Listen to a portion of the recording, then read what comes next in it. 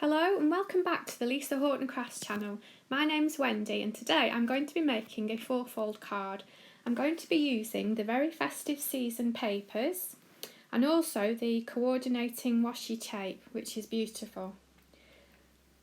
I'll be using some of the other dies from Lisa Horton Crafts. The HARLEQUIN Bubbles die set.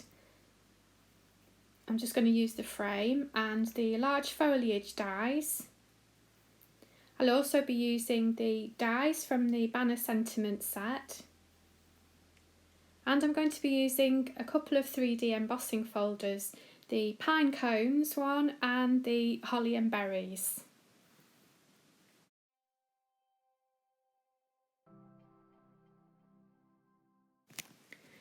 So for today's card I'm going for a vintage look. So the first thing I'm going to do is take some craft card. This is 280 GSM that I'm going to be using, and I've cut myself two pieces. The first piece is 11.5 by 5.5 inches and the second piece is 2 3/4 by 4 1/4. I'll just put the smaller piece to one side for now. I'm going to be scoring along the long edge of the larger piece of card. So the first score line is at 1/4 inch. The second score line is at 3 3/4 inch. And the final score line will be 7 1/4 inch. You can see that I've just pulled my card away from the top edge of the scoreboard. That allows me to locate the groove a lot easier. Once all the score lines are there, I'm going to rotate my piece of card through 90 degrees, and this is going to allow me to create the top edge of my card. I'll locate it in my scoreboard and I'm going to score down the 5 1/8 inch line. I'm only going to score though from the top to the last score line that I've just made. This is what you can see me doing here. I'll just stop when I get to the score line. I've finished with the scoreboard now, so I can put that to one side. And then I'm going to cut that small piece away. I'm going to use scissors today, that's how I prefer to use. But what you can do is, if you're more comfortable, you can use a craft knife, or you can even use a paper trimmer, one that allows you to cut up to a score line. I like the scissors because I get a cleaner cut and I just find it really easy to use. And once I've cut that piece away, I'll just remove that and then I can fold my card. It's going to be a concertina fold for this design. And what I'm going to do is, each time I've made the fold, I will burnish it well. That makes sure that the card folds up nicely in the envelope.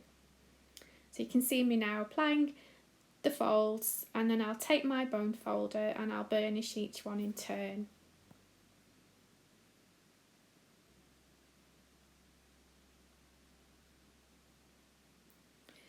The last small piece, again it's going to be burnished and folded, and this is going to be where I attach the smaller card panel to. So you need to make sure that this is really well folded. To attach the card, I find it easier to unfold it and then use that as a guide to apply my glue.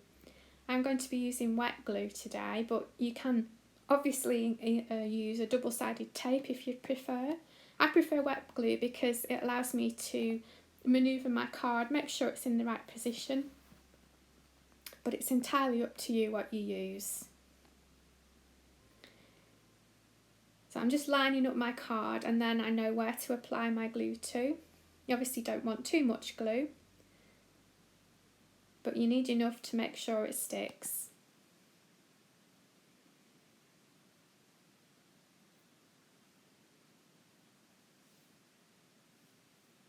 So I'll just fasten that now to the front panel and I'll make sure it's really well adhered. I'll close it over to make sure it folds okay, and again I'm going to use the bone folder to make sure it's really well fastened. Once I'm happy that the card has adhered well, what I'm going to do is take my smaller scissors and just cut away the very small piece at the top. If you cut on the past the score line, you get a neater finish. I'm just trimming that here. And that's my card, ready to be decorated. Next, I've adhered some panels of a coordinating red cardstock and I've stuck those to the card base. You can see 4 on the front and 2 on the back. And now I'm going to decorate my card. So I've chosen some pieces of paper from the very festive season pad and I'm going to cut some panels and then adhere them to the card base. You can see me doing the front panel first. What I'm going to do with this one is create a nice border using the Harlequin Bubbles die. I'm just going to cut some very thin strips of red cardstock and I'm going to fasten my die to the edge, and this will give me a lacy border. This is going to be on the front of the card. I'm just going to use some very low tack masking tape and I'm just tacking that in place now, and then I'll run it through my die cutting machine off camera.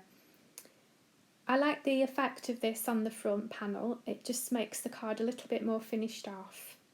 So I'm sticking down the first piece of the vintage paper and then I'm going to adhere the edge strips that I've created to the side. The next thing I'm going to do is put a sentiment on the front. Now I'm going to use the banner sentiments die to create myself a small banner. I'm not going to use the stamps this time, and I'm going to stick one of the sentiments from the washi tape onto that. That's what you can see me doing here. I've layered it up onto some extra cardstock as well to give a bit of extra depth and dimension. I'm just applying some wet glue and then I will adhere that to the front of my card.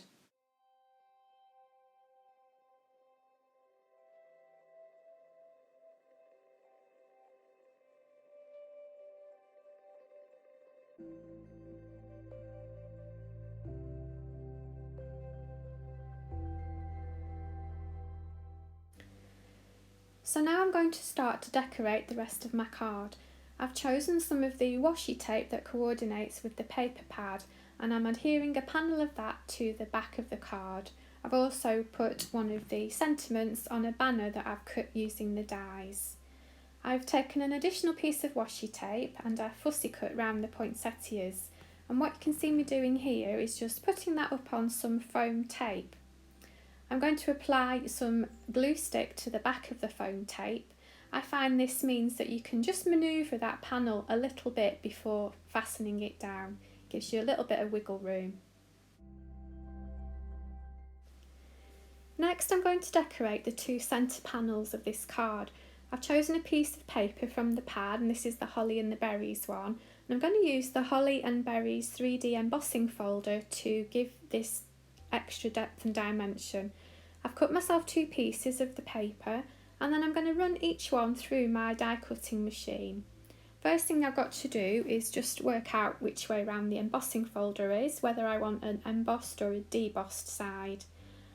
And this is what you can see me doing here. Before I'll adhere these 2 panels, I'm going to apply a little bit of gilding wax. This is just an antique gold gilding wax. It just adds a little bit of definition and it allows the image to pop a little bit more. You don't need a lot. I'm buffing it off with a dry cloth and then adhering the panels to my card. I'm now going to carry on and decorate the rest of my card. The first thing I'm going to do is take an extra piece of craft cardstock and I'm going to run it through the pine cones embossing folder.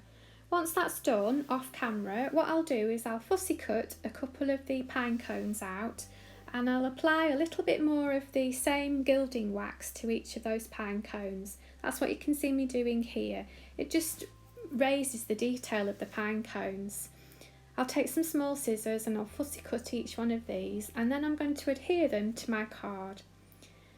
I'm going to speed up the process now and put some music on. You can just watch me decorate the card.